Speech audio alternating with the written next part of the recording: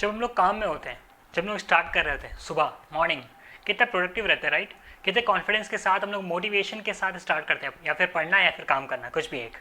But एक point of time के बाद होता ये है कि हम धीरे धीरे बर्नआउट करना शुरू करते हैं। अब हमें कुछ करने का मन नहीं कर रहा होता है। इस वीडियो में मैं बात करूंगा 4 छोटे स्टोरीज की एंड 4 बड़े टिप्स की, जो और ये सब रियल लाइफ स्टोरीज है। सो ये आपको शायद हो सकता है कि हेल्प करे कि किस तरीके से आप इस बर्नआउट के प्रॉब्लम को डील करो एंड इसको सॉल्व भी करो।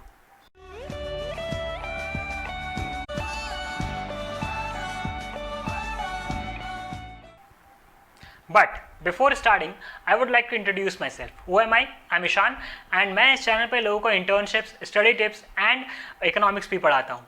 सो अगर आपको मेरा पढ़ाने का तरीका अच्छा लगे एंड मेरे बताने का तरीका भी अच्छा लगे, सो मेक श्योर कि आप सब्सक्राइब करो चैनल को। ओके, सो हमारा पहला स्टोरी सुनते हैं। हमारा पहला स्टोरी किसके रिगार्डिंग है? हमारा पहला स्टोरी है एसएसआर के रिगार्डिंग।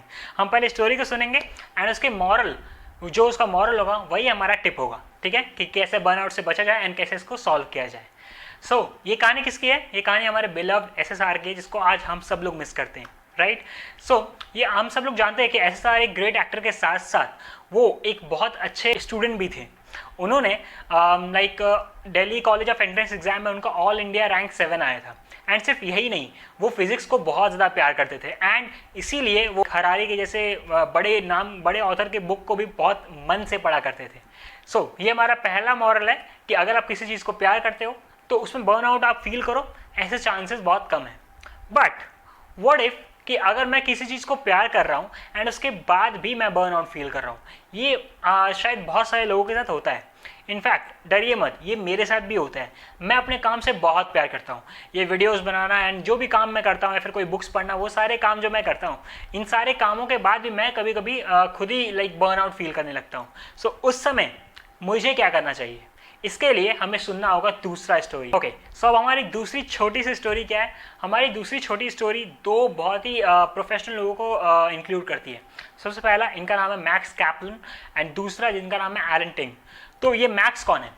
ये मैक्स जो है वो 11 साल की एज से ही इन्होंने फिल्मों को छोटे छोटे शॉर्ट फिल्म्स के डायरेक्शन एंड शॉर्ट फिल्म्स को शूट करना, ये वाला काम इन्होंने शुरू कर दिया था।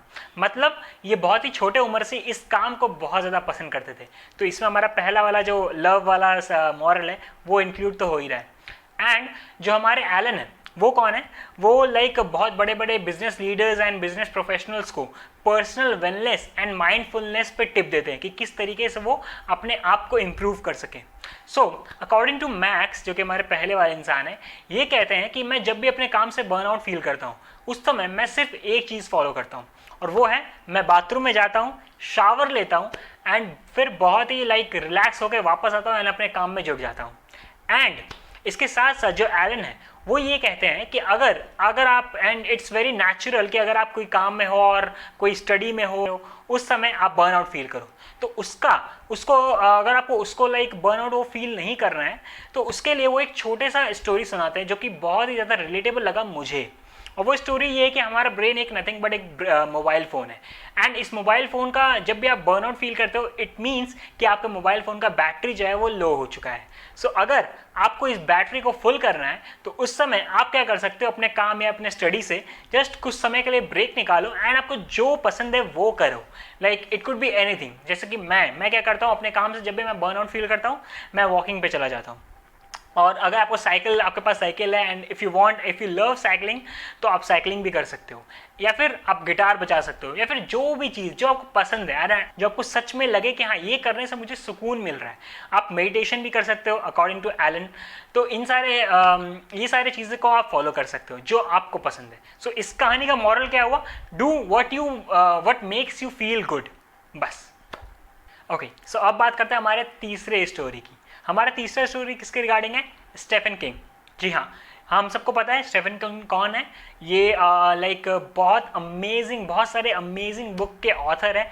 फिक्शन, नॉन फिक्शन, मिस्ट्री या फिर जितने भी टाइप के कॉमिक्स एंड बुक्स हैं, वो सारे, इनमें से अमेजिंग बहुत सारे बुक्स इन्होंने लिखे हैं। इन्होंने अपने करियर में more than 350 million books sold out किए हैं।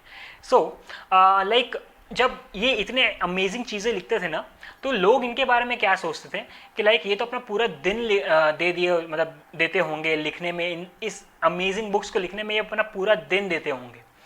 एंड यही जब चर्चा चल रहा था तो उस समय एक इंटरव्यूअर ने स्टीफन किंग से पूछा कि क्या आप अपना पूरा दिन दे देते हैं इतने क्रिएटिवली जो आप लिखते हैं, जो भी चीज़ों को, या फिर इतने अमेजिंग बुक्स जो आप लिखते हैं, क्या इसके लिए आप अपना पूरा दिन देते हैं? स्टीफन किंग ने कहा कि वो सिर्फ 2 से 3 घंटे एक मैंने पर डे, 2 से 3 घंटे वो पर डे जो है वो सिर्फ बुक लिखने को देते हैं। And when the interviewer heard this ना, he was just shocked कि ये स्टोरी आपको क्या मॉरल देता है।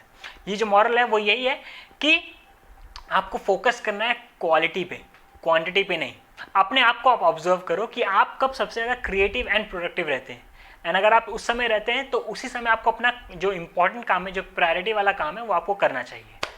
बट ये चीज़ सुनने में अच्छा लग रहा है and it could be applicable to like अगर हम कोई इंटर्नशिप या कोई काम कर रहे हैं उसके लिए, बट स्टडी के लिए तो ये ऐसा नहीं है। बिकॉज स्टडी के लिए ईशान यार मुझे तो 10 घंटे पढ़ने ही पड़ेंगे, वरना कॉम्पिटिटिव एग्जाम है यार, ISI IGD यार मजाक थोड़ी है, फिर मैं एंट्रेंस एग्जाम क्लियर कैसे करूँगा। तो उसके लिए आपको ये चौथा स्टोरी सुनना पड़ेगा, जो कि सबसे मेरे को लाइक सबसे मोस्ट इम्पॉर्टेंट स्टोरी लगा एंड लाइक मेरे से बहुत ज़्यादा रिलेटेबल लगा ये स्टोरी। ओके, सो अब हमारा आता है चौथा स्टोरी, जो कि सबसे मोस्ट इम्पॉर्टेंट स्टोरी है, और ये स्टोरी है पॉला नाम की एक लड़की के लिए। आई मीन उनके बारे में, नॉट उनके लिए। सो पॉला जो है वो एक दिन एक ऑफिस को ज्वाइन करती है, ठीक है, and she is very productive. Like वो बहुत ही लाइक अपने काम को वो बहुत ही डेडिकेटेड होकर अपने काम को करती है। बट फिर एक टाइम के बाद जैसे जैसे टाइम बीतते लगा, उसके बाद लाइक वो लाइक ऑफिस में बहुत ज़्यादा एब्सेंट करने लग गई। जो प्रोडक्टिविटी था इन शॉर्ट वो डिक्लाइन करने लगा। Although she was very dedicated but still her brain started depleting. तो उस समय एक नया मैनेजर ज्वाइन किया। वो नया मैनेजर जो है वो पॉला का नया मैनेजर था। तो उन्होंने जब पॉला के बारे में सुना कि ओके ये ऐसी लड़की है, ये लाइक बहुत अच्छा काम करती है, जब वो करती है तो एकदम सचिन तेंदुलकर बन जाती है, बट जब वो नहीं कर पाती तो फिर कुछ ही नहीं कर पाती है वो। तो उस समय मैनेजर ने सोचा कि क्यों ना चलो पॉला से एक बार जाके उसके लिए पेरेंटिंग करते हैं, हेल्प करते हैं उसको। तो मैनेजर गए, वो बोले कि देखो पॉला, आई कैन टोटली अंडरस्टैंड कि काम इतना ज़्यादा है कि तुम बहुत ज़्यादा स्ट्रेसफुल हो जा रही है एंड इसलिए तुम शायद प्रोडक्टिव नहीं हो पा रही है। इट्स ओके, तुम एक काम करते हैं, मैं तुम्हारा काम का जो बोझ है वो मैं कम कर देता हूँ, ठीक है। तो बट उसके बाद भी उसके मैनेजर ने जब इतना ट्राई किया, उसके बाद भी कोई रिजल्ट सामने नहीं आया। पॉला is still very unproductive. Manager को समझ में नहीं आ रहा था, तो इसलिए एक दिन मैनेजर ने क्या किया, उन्होंने कहा कि ठीक है पॉला, देखो हमने जो जितने भी चीज़ें ट्राई की उनमें से कोई भी हमारे लिए काम नहीं कर रहे, सो क्यों ना मैं आपसे एक सिंपल सा क्वेश्चन पूछता हूँ एंड आप उसका एक सिंपल सा आंसर देना। तो मैनेजर ने ये सवाल किया कि मैं आपके लिए ऐसा क्या करूँ जिससे कि आप ज़्यादा प्रोडक्टिव हो जाओ एंड अपने काम में ज़्यादा एंगेज हो जाओ पहले की तरह। पॉला का रिप्लाई बहुत ही इंस्टेंट था। उसने कहा कि आप मुझे चैलेंजेस दीजिए, आप मेरे प्लेट से सारा चैलेंजेस निकालिए मत, मेरे काम को आप कम मत कीजिए, आप मुझे और चैलेंज दीजिए। एंड सिर्फ चैलेंज ही मत दीजिए, आप इसके साथ साथ आप लाइक हैंड होल्ड कीजिए मेरा। अगर मैं आगे कहीं अटक रही हूँ तो आप वहाँ पे मेरे को सपोर्ट करिए। That's what I want. जब स्टार्टिंग में पॉला ज्वाइन की थी तो उस समय ऑफिस के किसी भी कलीग ने उनके साथ ये नहीं किया। उन्होंने बस काम दिया तो, बट उस काम में सपोर्ट नहीं किया कि ये काम ऐसे करो या फिर नया चीज़ ऐसे सीखो। इसीलिए पॉला जो था वो बहुत ज़्यादा स्ट्रेस्ड आउट हो चुकी थी। बट जब मैनेजर ने ये चीज़ सुना एंड जब सच में मैनेजर ने ये चीज़ को अप्लाई किया तो पॉला अब पहले से कई गुना ज़्यादा प्रोडक्टिव हो चुकी थी। सो इस कहानी का मॉरल क्या है?